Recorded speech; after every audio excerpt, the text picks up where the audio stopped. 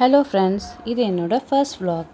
Lava பிஎம்எஸோட first vlog இது தான். இதில் எதை பற்றி பேச போகிறோன்னா, சேலத்தில் இப்போ ரீசண்டாக போட்ட புக் எக்ஸிபிஷனை பற்றி பேச போகிறோம். இங்கே நியூ பஸ் ஸ்டாண்டில் நிறைய வாட்டி புக் ஷோஸ் நடந்திருக்கு. ஆனால் இந்த வாட்டி நடந்த புக் ஷோஸ் ரொம்ப ஸ்பெஷல். ரொம்ப அழகாக எலகண்ட்டாக சூப்பராக இருந்தது பார்க்குறதுக்கே. என்ட்ரியே ரொம்ப அசத்தலாக இருந்தது.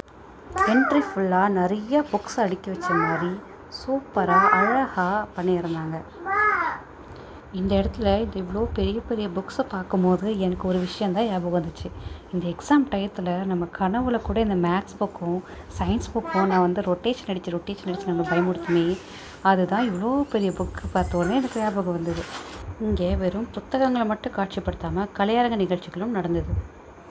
சின்ன பிள்ளைங்க ஆடல் பாடல்னு நிறைய நிகழ்ச்சிகளை இங்கே நடத்தினாங்க. இங்கே அப்புறம் டெலஸ்கோப் காட்சிகளும் இருந்தது. ஒரு பக்கம் சேட்டனும் இன்னொரு பக்கம் நிலாவையும் பார்க்குற மாதிரி இருந்தது.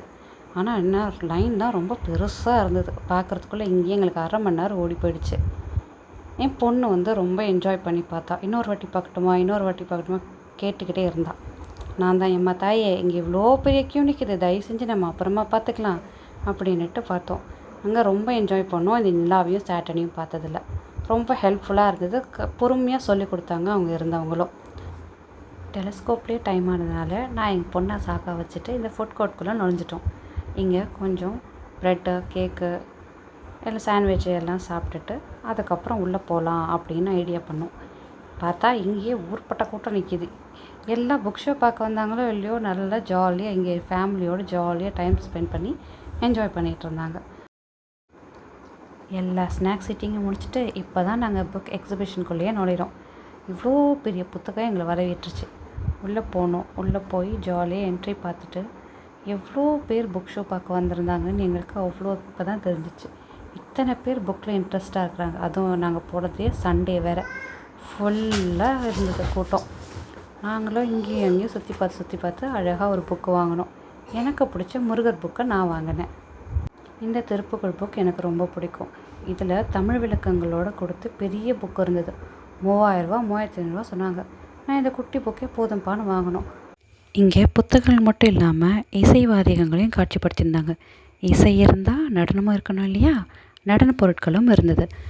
அது மட்டும் இல்லாமல் இங்கே போர் செஞ்ச பொருட்களும் இருந்தது. வாள், கேடயம், கதைகள் எல்லாமே காட்சிப்படுத்தி இங்கே வச்சுருந்தாங்க. அப்புறம் இங்கே பறவைகளை பற்றினதும் இருந்தது. சேலத்துக்கு இத்தனை பறவைகள் வந்துட்டு போதாங்கிற அளவுக்கு ஆச்சரியப்பட்டோம். அவ்வளோ பறவைகளை இங்கே காட்சிப்படுத்தி வச்சுருந்தாங்க. எங்களுக்கு அதில் கொஞ்சம் பறவைகள் தான் தெரிஞ்சுது. இவ்வளோ பறவைகள் இருக்கான்னு ஒன்று ஆச்சரியமாக பார்த்தோம். நாங்கள் இங்கே போய் நின்று இவ்வளோ பறவைகளை பார்த்தது ரொம்ப சந்தோஷம். வன அதிகாரி ஒருத்தர் இதை பற்றின எக்ஸ்ப்ளனேஷன் கொடுத்தார் எங்களுக்காக. எல்லாம் முடிச்சுட்டு கடைசியாக இந்த சண்டேவை சாமியை பார்த்துட்டு என்னோடய ஃபேவரட் முனியப்பனை பார்த்து முடிச்சிட்டோம். Thank you friends. அடுத்த vlogல சந்திக்கலாம்.